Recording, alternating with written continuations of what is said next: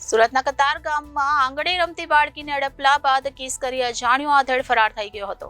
મૂળ બોટાદના આધેડ બિલ્ડરને કતાર ગામ પોલીસે કતાર ગામથી વરાછા સુધીના સીસીટીવી ફૂટેજ ચકાસી ગણતરીના કલાકોમાં ઝડપી લીધો હતો. મળતી માહિતી પ્રમાણે કતાર ગામના રત્નમાલા 4 રસ્તા વિસ્તારમાં રહેતા અને દિવસ દરમિયાન રત્ન કલાકાર અને રાતે વોચમેનની નોકરી કરતા નેપાળી યુવાનની 7 વર્ષની પુત્રી ગત શનિવારે બપોરે ઘરના આંગણામાં રમતી હતી ત્યારે એક અજાણ્યો વ્યક્તિ ત્યાં આવ્યો હતો અને તારી મમ્મી ક્યાં છે પૂછી તેની બાજુમાં બેસી ગયો હતો. તે વ્યક્તિ મમ્મી પપ્પાનો પરિચિત હશે તેવું સમજી બાળકીએ મમ્મી ઉપર છે તેવું કહ્યું હતું.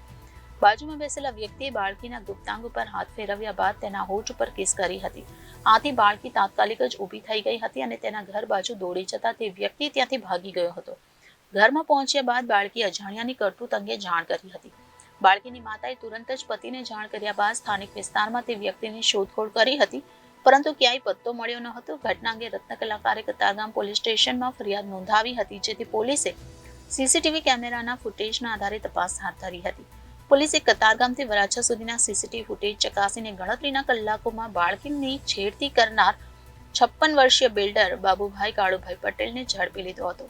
થોડી દૂર મોપેડ પાર્ક કરી બાદમાં ચાલતા ચાલતા આવેલા બાબુભાઈએ બાળકી એકલી નજરે ચડતા તેની પાસે બેસી કરતૂત કરી હતી.